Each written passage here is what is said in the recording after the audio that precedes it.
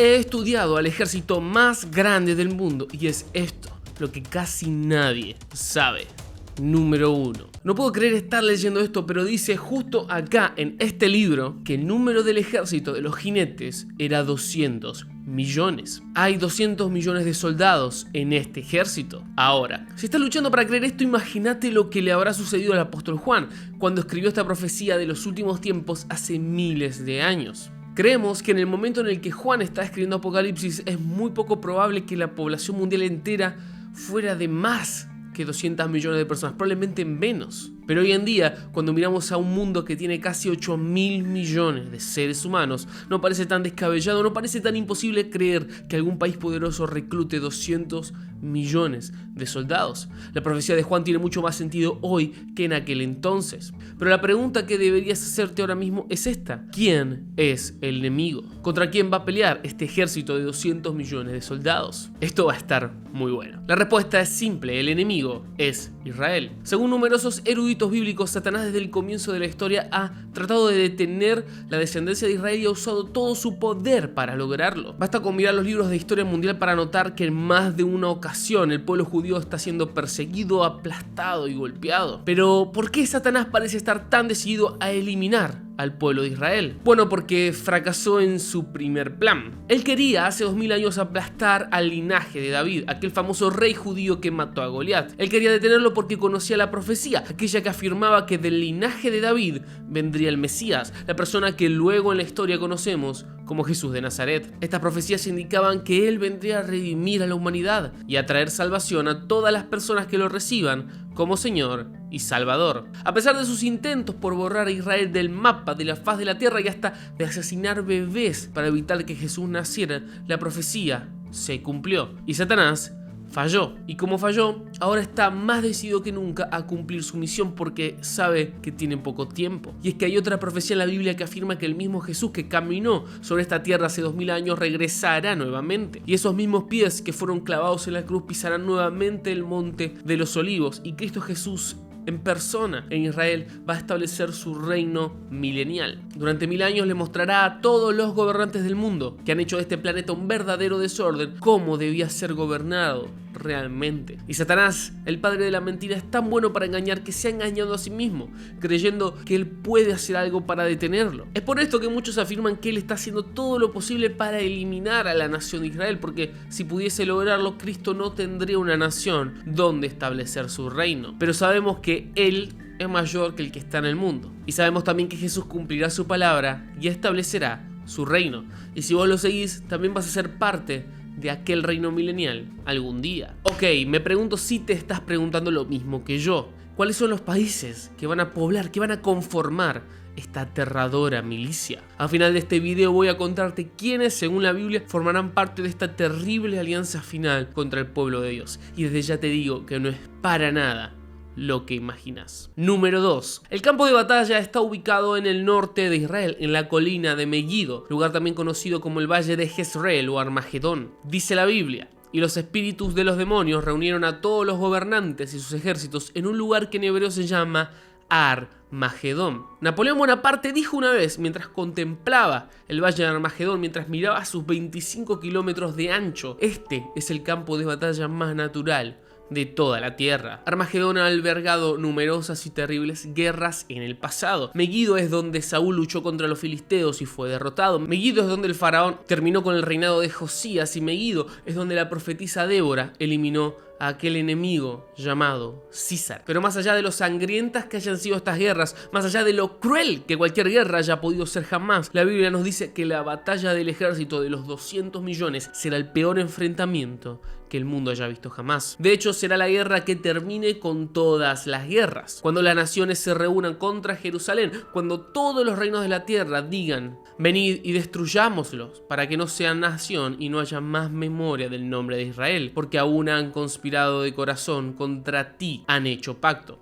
Cuando todas esas naciones se reúnan en Armagedón, no van a pelear contra Israel, van a pelear contra el Dios de Israel, a quien odian con pasión. Ahora, algunas personas afirman que hay una guerra peor sucediendo en estos momentos y muchos líderes mundiales están cerrando los ojos, están ignorándola completamente. Antes de revelarte cuál es esta guerra, quiero saber si puedes adivinarla, si puedes ver con tus ojos cuál es esa batalla que nuestros gobernantes están ignorando. Número 3. El anticristo perderá. Déjame hacerte una pregunta. Siempre vemos en la Biblia a un Jesús gentil, manso y apacible.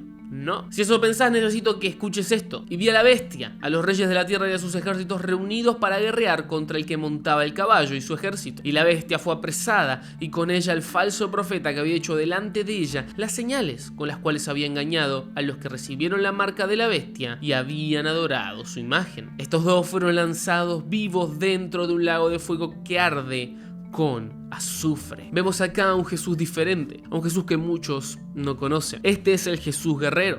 Sus ropas están sumergidas en sangre, su lengua es como una espada afilada lista para matar a cualquiera que venga contra él. Y detrás suyo lo acompaña un ejército celestial compuesto por muchas almas, y numerosos teólogos creen que este ejército somos vos y yo, los nacidos de nuevo, que lucharemos con el Señor Jesús en esta última batalla de Armagedón. Y la pregunta que nos tenemos que hacer ahora es simple: ¿quién va a ganar esta guerra sagrada? Bueno, yo no podría decirlo mejor que Fabián Liendo, líder de Kiosco, quien en un recital mencionó: estamos viviendo la vida en replay, porque sabemos el final. Sabemos que Jesús ya ganó. Cuando era chico, mi abuela agarraba algunos restos de comida y los arrojaba a la vereda o a la terraza para que los pájaros puedan bajar y comer. Era impresionante ver cómo descendían rápidamente para darse un festín con nuestras obras. Pero el libro de Apocalipsis dice algo interesante, y es que podemos ver un festín preparado, el festín para pájaros más grandes de la historia. Una mesa llena con los restos de aquel enorme ejército que hizo alianza con la bestia, blasfemando el nombre de Dios, y que en simples palabras dijeron: no quiero tener nada que ver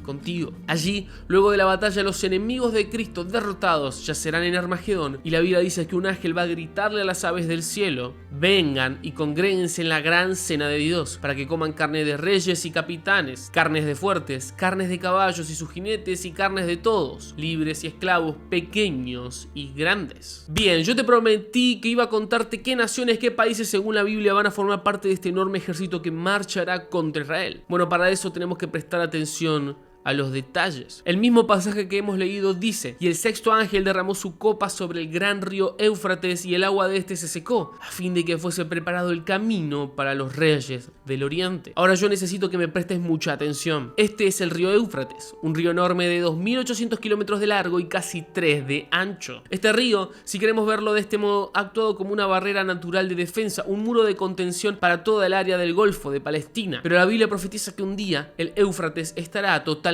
seco. No sabemos cómo sucederá. Puede que sea por acción humana, a través de represas o ingeniería novedosa, o como consecuencia natural de los desastres que sucederán en los últimos tiempos. Pero lo que sí sabemos es que el río se va a secar, y tan pronto como ese río baje, el camino, dice la Biblia, va a estar listo. Una vía libre para que este enorme ejército del este, con más de 200 millones de soldados, marche rumbo a Israel para la gran batalla final. Pero esto es lo fascinante, esa frase, la de los reyes del este, no es la traducción más precisa. En el griego original lo más acertado sería decir los reyes del sol naciente. Interesante, ¿no es cierto? Pensemos un segundo juntos. El sol nace por el este, y los países más orientales del mundo son conocidos por tener armamento avanzado, gran poderío y una enorme cantidad de población. Algo que podría, ¿por qué no formar un ejército de, no lo sé, 200 millones de personas? Como si fuera poco, no son países comparados a Occidente con tradición cristiana. 2 más 2 es 4, y es por eso que muchos teólogos o estudiosos de los últimos tiempos argumentan que los reyes del oriente no son ni más ni menos que China, Rusia y Corea del Norte. 3 países antiguamente comunistas que cuentan con un arsenal de armas nucleares más que importante. Y seamos claros, si China, Rusia y Corea del Norte deciden marchar en una guerra mundial contra Occidente, estaríamos en un serio y verdadero problema. Pero por más interesante que suene esta interpretación, no hay nada en la Biblia que nos haga creer que sea cierta. La mayoría de estas teorías surgieron con la Guerra Fría. El mundo occidental de tradición cristiana conserva desde ese momento un gran temor a que los comunistas los invadan. Los medios de comunicación en aquel entonces hicieron un gran esfuerzo para que la Unión Soviética, China y Corea del Norte sean los malos de la película, los ateos que vienen a quemar y a destruir nuestra civilización. Esta forma de interpretar y de ver el Apocalipsis, tanto como otros libros sagrados, tiene a mi entender poco que ver con las escrituras. Responde más a una cuestión de coyuntura, a una cuestión de lo que se está viviendo en una nación, como por ejemplo en ese momento Estados Unidos, y la interpretación que hacían de la Biblia desde su cosmovisión.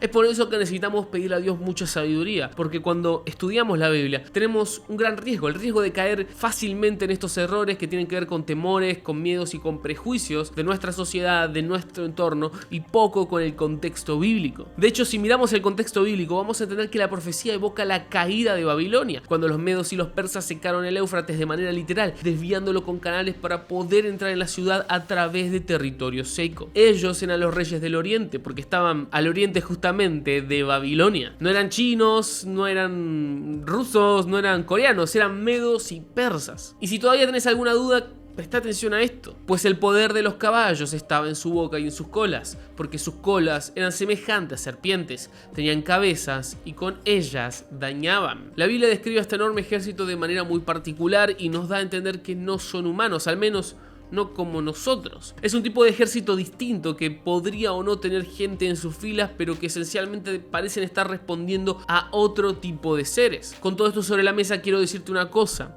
desconfía de cualquier persona que señale a una nación o a otra. No le crees a cualquier predicador, no me creas a mí. Créele a este libro, estudialo, léelo, oralo. Pero no puedo irme del video sin antes hablarte de la guerra secreta. De esta gran guerra que muchos líderes mundiales están ignorando, pero que está ocurriendo ahora mismo. Y por más irónico que suene, esta es sin lugar a dudas la guerra más importante de todas. La guerra por tu alma. La Biblia dice: amados, yo les ruego como extranjeros y peregrinos que se abstengan de los deseos carnales que batallan contra el alma. Generalmente cuando pensamos en guerra se nos viene a la mente el hambre, la muerte, la miseria y la destrucción. Pero la guerra que está sucediendo en este momento es mucho más sutil.